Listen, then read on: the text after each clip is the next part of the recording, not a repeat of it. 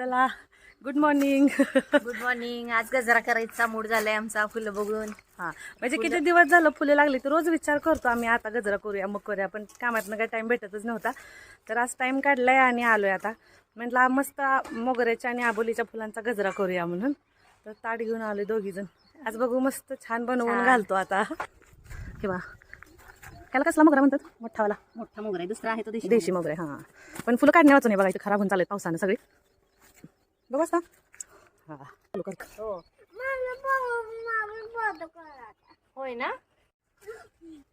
किती भारी असं किती भारी फ्रेश दिसतं. वाटते. हा एकदम फ्रेश वाटते.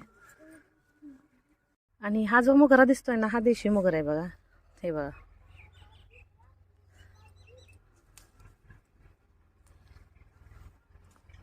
आणि ताबोलीची फुलं आहेत बघा. आता जरा नवीन लागायला लागले जास्त. आता पहिला जास्त बहर होता तो गेला आता. हे बघा एवढं ताट पूर्ण गच्च भरलेलं आहे. आता ह्याचा मस्त असा गजरा माळून घेते मी. मला असं वाटतं बरं का, गजरा ना ह्या नावातच खूप ताकद आहे. कारण ना गजऱ्यामध्ये जे आपण फुलं माळलेली असतात ना त्याचा असं सुगंध एवढा छान येतो ना की असं आपलं मन एकदम शांत होऊन जातं.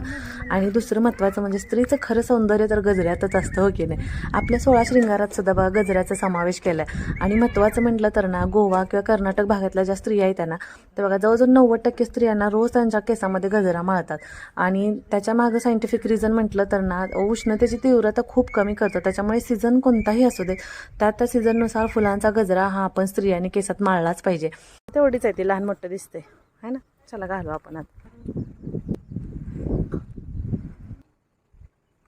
हा मग घरी बनवलाय. हा आता भारी दिसते अगले.